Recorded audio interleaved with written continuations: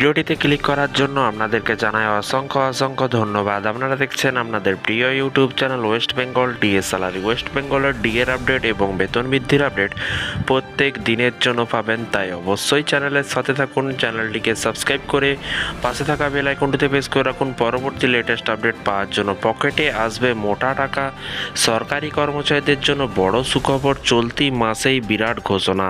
তো ফ্রেন্ডস, চলতি মাসেই বিরাট ঘোষণা, পকেটে আসবে মোটা টাকা, সরকারি কর্মচারীদের জন্য তাজা খবর।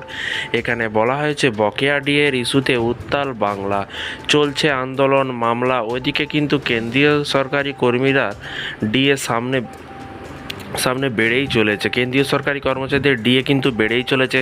শোনা যাচ্ছে সামনেই মহার্ঘ ভাতা নিয়ে বড় সুখবর আসতে চলেছে, যার ফলে কিন্তু পকেটে আসবে বাড়তি টাকা এবং বলা হয়েছে শীঘ্রই বাড়বে কিন্তু ডিএ। চলতি সপ্তাহে কেন্দ্রীয় বাজেটে অষ্টম পে কমিশন ঘোষণার সম্ভাবনা থাকলেও তা কিন্তু হয়নি। গত 23শে জুলাই সংসদে বাজেট পেশ করেন কেন্দ্রীয় অর্থমন্ত্রী নির্মলা সীতারামন, তবে সেখানে সরকারি কর্মচারীদের অষ্টম বেতন কমিশন নিয়ে কিন্তু কোনো আপডেট আসেনি।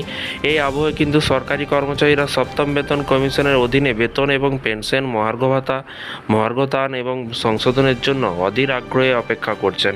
এরই পাশাপাশি নিয়ম অনুসারে কিন্তু বছরে দুবার নিজের কর্মচারীদের ডিএ বৃদ্ধি করে কেন্দ্রীয় সরকার। জানুয়ারি মহার্ঘ ভাতা 50% পৌঁছেছে, জুলাইতে ফের বাড়বে কিন্তু ভাতা। 1 জুলাই থেকেই মহার্ঘ ভাতা সংশোধিত হবে, অর্থাৎ ডিএ বৃদ্ধি করা হবে।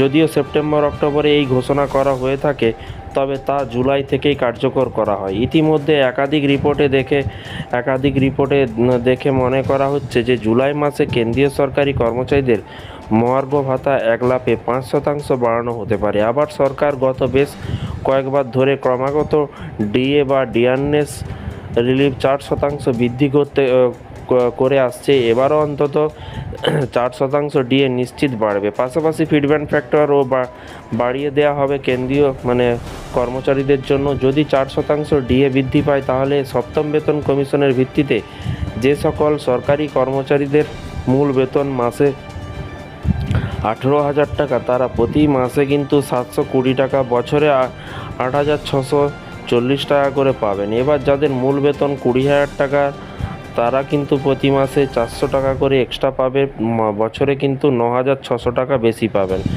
যাদের মূল বেতন 30,000 টাকা, তারা কিন্তু প্রতি মাসে 1,220 টাকা এবং বার্ষিক 14,400 টাকা অতিরিক্ত পাবেন। যারা 50,000 টাকা মূল বেতন পাচ্ছেন, তারা মাসে 2,000 টাকা, বছরে কিন্তু 24,000 টাকা বেশি পাবেন। যে সকল কর্মীরা মূল বেতন 60,000 টাকা, প্রতি মাসে 2,400 টাকা, প্রতি বছরে তারা কিন্তু পাবেন 28,800 টাকা বেশি পাবেন।